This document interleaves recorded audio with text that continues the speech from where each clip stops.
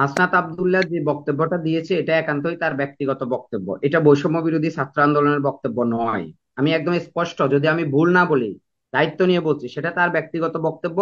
এবং এই বক্তব্যগুলো এখন আমাদের বৈষম্য বিরোধী ছাত্র আন্দোলনের সাথে সাংঘর্ষিক। আমি দায়িত্ব নিয়ে বলছি, এই আন্দোলনে যদি বৈষম্য বিরোধী ছাত্রদের সাথে যদি আপনি ছাত্রদের পরে যদি ধরেন, তাহলে বিএনপি এবং জামাত অগ্রণী ভূমিকা পালন করেছে। প্রত্যেকটা ওয়ার্ডে ওয়ার্ডে তাদের নেতাকর্মীরা এই আন্দোলনে ছিল বিধায় এই আন্দোলন 5 তারিখে গণ অভ্যুত্থানটা হয়েছে। এটা আমাদের একক কোনো আন্দোলন নয়, বৈষম্য বিরোধীদের একক কোনো আন্দোলন নয়, এটা আমি আপনাকে দায়িত্ব নিয়ে বলছি। সুতরাং এইগুলা করে করে আমাদের মধ্যে একটা বিভাজন তৈরি করেছে। এই আন্দোলনে ও ছিল কিনা, ও ছিল কিনা, ও সমন্বয়ক কিনা, এই ধরনের কথা এখন কেন আসবে? আন্দোলন যখন চলেছে, যখন আমরা সাহায্য চাইছি সাধারণ মানুষের কাছে, রাজনৈতিক দলদের কাছে, যে আপনারা আমাদের পাশে এসেন, আমাদের পাশে দাঁড়ান, তখন তো আমি বলি না যে ভাই বিএনপি দাঁড়াতে পারবে না, জামাত দাঁড়াতে পারবে না। এখন কেন বলছি? এগুলো আমাদেরকে বুঝতে হবে সাগর ভাই।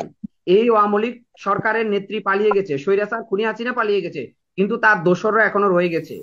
এক কথায় যদি আমরা এই আন্দোলনটাকে ধরে নিই, অর্থাৎ 2024 সালে আমরা যে বৈষম্য বিরোধী আন্দোলন, কোটা বিরোধী আন্দোলন যেটা বলেন, যে আন্দোলন আমরা করেছি, হুম। সেই আন্দোলনের সূত্রপাত কিন্তু অনেক আগে। আপনি যদি ধরেন, বাংলাদেশের স্বাধীনতা যুদ্ধ দিয়ে আমি একটু বলি, জাস্ট রেশিওটা মিলালে তখন পাবলিক একটু ক্লিয়ার হবে যে আসলে মানে হুম। মূলের মানে কোথায় কি আন্দোলনটা, রেশিও কি। 52 ভাষা আন্দোলনের মধ্য দিয়ে কিন্তু 1971 সালের মহান মুক্তিযুদ্ধের পটভূমি রচিত হয়েছে। তো অর্থাৎ 52 থেকে 71 এই সময় কিন্তু অনেক সংগ্রাম, অনেক ত্যাগ তিতিক্ষার পরে 71 সালে মহান মুক্তিযুদ্ধ সংগঠিত হয়েছে। তাই বলে আমরা 52 ভাষা আন্দোলনে যারা শহীদ হয়েছে তাদেরকে ভুলে যাই নাই। 66 হুম। গণ অভ্যুত্থানে, 70 সাধারণ নির্বাচনে, এই যে বিষয়গুলো, এই হুম। বিষয়গুলোকে আমি মনে করি যে একসাথ করলে আপনি এই আন্দোলনটা দেখেন। আমাদের 18 সালে আমরা যে কোটা সংস্কার আন্দোলন করেছি, নিরাপদ সড়ক আন্দোলন করেছি, রাজনৈতিক দলগুলো এই স্বৈরাচার সরকারের বিরুদ্ধে গত 15 বছর একটানা যেভাবে মিছিল, মিটিং, আন্দোলন, সংগ্রাম করেছে, এই সব কিছুর সম্মিলিত বহিঃপ্রকাশ হয়েছে এই 24-এর মানে এই বৈষম্য বিরোধী আন্দোলনের মধ্য দিয়ে। এটা একদিনের একটা গণ অভ্যুত্থানের পটভূমি, একদিনের, কখনো পৃথিবীর ইতিহাসে, শুধু আমি বাংলাদেশ বলবো না, আমি চ্যালেঞ্জ করে বললাম, হুম। পৃথিবীর ইতিহাসে কোনো গণ অভ্যুত্থানের পটভূমি একদিনে রচিত হয়নি সাগর ভাই। কেন মানুষ, সাধারণ ছাত্রদের ডাকে কেন জনতা মাঠে নেমেছে? তারা পরপর 3টা জাতীয় নির্বাচনে ভোট দিতে পারে না। রাজনৈতিক দলগুলো আমাদের ডাকে, সাধারণ ছাত্রদের ডাকে কেন নেমেছে? এই দেশের গণতন্ত্রকে গলা টিপে হত্যা করেছে এই স্বৈরাচার ফ্যাসিস্ট খুনি হাসিনা। অর্থাৎ আমাদের ডাকে রাজনৈতিক দলগুলো এসেছে, সাধারণ মানুষ এসেছে, সাধারণ জনতা এসেছে, আইনজীবী এসেছে, সুশীল সমাজ এসেছে, শিক্ষকরা এসেছে। অর্থাৎ বাংলাদেশের সর্বস্তরের মানুষ কেন নেমে এসেছে? গত 15 বছরে বাংলাদেশের সর্বস্তরের মানুষকে, মানে হুম। আপনার গ্রামের চৌকিদার থেকে শুরু করে সচিব পর্যন্ত বৈষম্যের শিকার হয়েছে, যদি আমি প্রাতিষ্ঠানিক দিক থেকে যাই। আর অপ্রাতিষ্ঠানিক দিক থেকে যদি আমরা যাই, বাংলাদেশের রিক্সাওয়ালা থেকে শুরু করে হুম। এমন কোনো ব্যবসায়ী নাই যারা বৈষম্যের শিকার হয় নাই, মানে লিবারেল ব্যবসায়ী। আর যারা এই স্বৈরাচারের দোসর হয়ে কাজ করেছে, তারাই সব ভোগ করেছে। মানে পাকিস্তান, এই 1900, মানে যদি আপনি ধরেন 47 থেকে 71 পর্যন্ত, বাংলাদেশের অর্থনৈতিক হিসাব যদি আপনি দেখেন, বাংলাদেশের রাজনৈতিক হিসাব যদি আপনি দেখেন, প্রতিটা জায়গায় যেরকম মানুষ, পূর্ব পাকিস্তানের মানুষ বৈষম্যের শিকার হয়েছে, ঠিক গত 15 বছরে এই স্বৈরাচার সরকার পশ্চিম পাকিস্তানের ভূমিকা পালন করেছে। যার কারণে ডে বাই ডে মানুষের চাপা ক্ষোভ মানে একটু একটু করে ইনক্রিজ হয়েছে, আর সেটার বিস্ফোরণটা হয়েছে এই বৈষম্য বিরোধী আন্দোলনের মধ্য দিয়ে।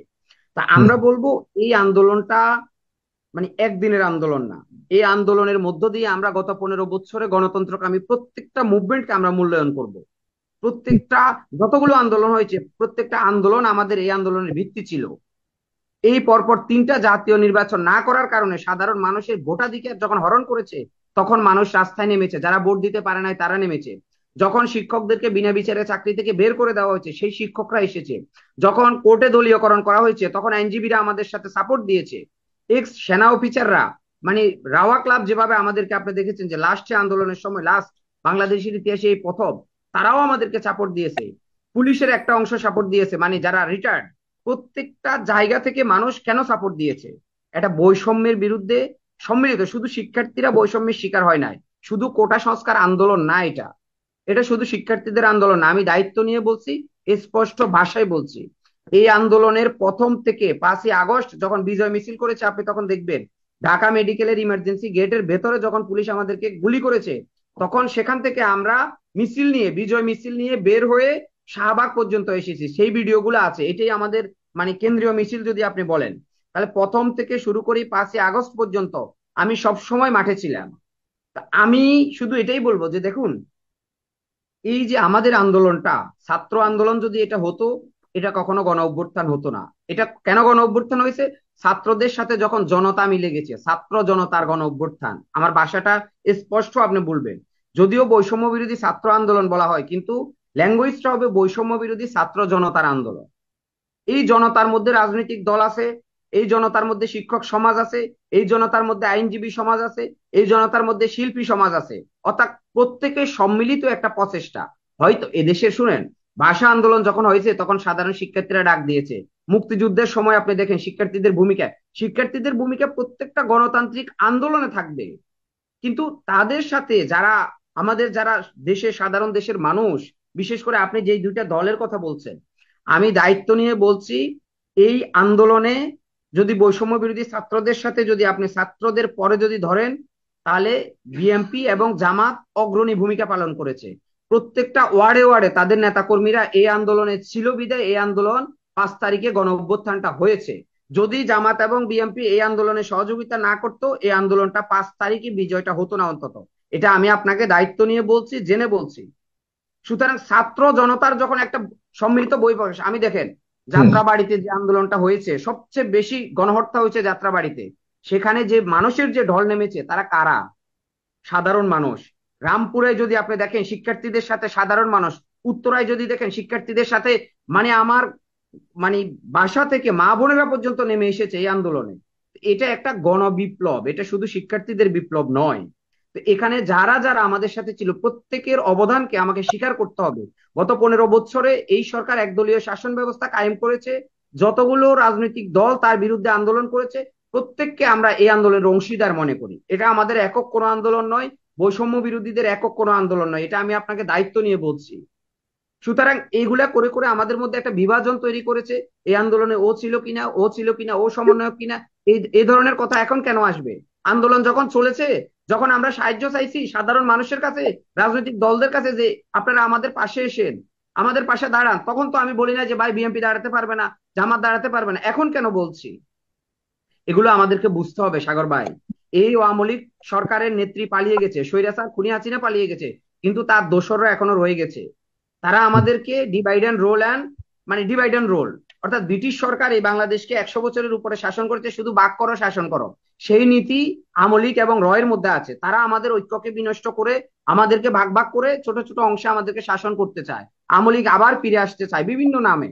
তো সেই সুযোগ আমি মনে করি আমরা দেব না, আমাদের বিরোধী রাজনৈতিক দলগুলো দিব না। আমরা তরুণ এবং ছাত্ররা, আমরা বিরোধী দলগুলোকে আমরা অনুরোধ করব, আপনি বড় যে দুটা দলের কথা বলছেন জামাত বিএনপি, যে আপনারা আসেন, সংস্কারে আসেন। আমাদের যে দাবি দেওয়া, আমাদের যে পালস, আপনারা যদি সেটা করতে পারেন, ওয়েলকাম। আমি তো আপনাকে মানে ছুঁড়ে পেটে দিব না। আপনার 15 বছরের যে নির্যাতন, আপনার 15 বছরের যেই মানে যে বৈষম্যের শিকার হয়েছেন, তো সেটা তো আমি ভুলে যাব না। আমি বলবো যে আমার এটা এটা করা দরকার। আপনারা যদি ক্ষমতায় যান, এটা করবেন কিনা, বা আপনারা আমাদের সাথে থেকে এটা করবেন কিনা। তারা অলরেডি 31 দফা যে সংস্কার দিয়েছে, সেটাও আমি দেখেছি, দফাগুলো আমাদের সাথে খুব বেশি একটা সাংঘর্ষিক না।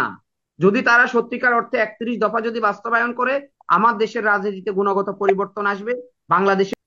আমি আমি আপনাকে স্পষ্ট ভাষায় বলি, যখন আমাদের 6 জন সমন্বয়ককে ডিবি ধরে নিয়ে গেছে, তখন ওইখান থেকে যখন তারা আন্দোলন প্রত্যাহারের একটা বিবৃতি দিয়েছে, আমি যদি ভুল না বলি, আপনার এই শোতেই তার প্রমাণ আছে ভিডিওতে, তখন আমি একমাত্র ব্যক্তি আপনার টকশো চলাকালীন সময় আমি বললাম যে এটা তাদের 6 জনের একক সিদ্ধান্ত।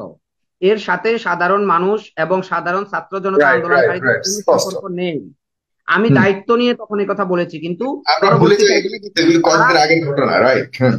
হ্যাঁ পরবর্তীতে তারা সেখান থেকে বের হয়ে স্বীকার করেছে যে হ্যাঁ এটা আমাদেরকে প্রেশার ক্রিয়েট করে করেছে। কিন্তু তখন যদি আমরা ধরে নিতাম যে এই 6 জন যে আন্দোলনকে এই মানে অব্যাহতি দিয়েছে, আন্দোলন থেকে সরে দাঁড়িয়েছে, আমরা যদি ধরে নিতাম এটা কেন্দ্রীয় ঘোষণা, তাহলে কি আমার 5 তারিখে বিজয়টা হতো? হতো না। সুতরাং তখন তো আমি এত বৈষম্য এত কথা বলি নাই। সুতরাং এটা একটা গণ আন্দোলন হয়েছে সাগর ভাই। And গণ আন্দোলনের মুখে সব সময় বিপ্লব যারা সংগঠিত করে, বিপ্লবীরা সবসময় ভায়োলেন্সড হয়ে যায়। আমি আপনাকে দায়িত্ব নিয়ে বলছি, আপনি আমার কথাগুলো হয়তো রাজনৈতিক দূরদর্শিতার দিক থেকে দেখবেন বিপ্লবীরা সবসময় বঞ্চিত, অবহেলিত এবং ব্যালেন্সড হয়। অর্থাৎ তাদেরকে ওভারকাম করে মানে অন্যরা সামনে চলে আসে। কেন?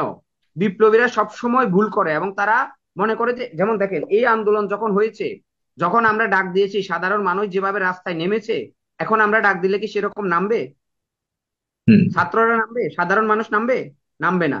তখন তারা কেন নেমেছে? একটা হচ্ছে কোনো ব্যানার থেকে আন্দোলনের ডাক দেওয়া হয়নি। আমরা যদি বলতাম আমরা এই রাজনৈতিক দল থেকে আন্দোলনের ডাক দিয়েছি, আমরা সরকার গঠন করব বিজয়ের পরে, একজন মানুষ আমার সাথে নামতো না। আমি চ্যালেঞ্জ করে বললাম। সুতরাং এটা একটা গণ আন্দোলন, এখানে কোনো নেতৃত্ব নাই সাগর ভাই। হুম। এখানে যে কেউ দাঁড়াতো আন্দোলনের সামনে, একটা ঘোষণা দিলেই সেই মুখপাত্র, সেই সমন্বয়ক, সেই সব। অর্থাৎ গণ আন্দোলনের স্পেসিফিকলি কোনো লিডার থাকে না, পৃথিবীর ইতিহাসেও থাকে নাই, এখনো নাই, সামনেও আবার যদি কোনো গণ আন্দোলন হয় দেখবেন তার কোনো লিডার থাকবে না এবং এটার কোনো উদ্দেশ্য থাকে না। এটা হচ্ছে মানে আপনার ওই সময়ের পরিপ্রেক্ষিতে হাসনাত আব্দুল্লাহ যে বক্তব্যটা দিয়েছে এটা একান্তই তার ব্যক্তিগত বক্তব্য, এটা বৈষম্য বিরোধী ছাত্র আন্দোলনের বক্তব্য নয়। আমি একদম স্পষ্ট, যদি আমি ভুল না বলি, দায়িত্ব নিয়ে বলছি, সেটা তার ব্যক্তিগত বক্তব্য।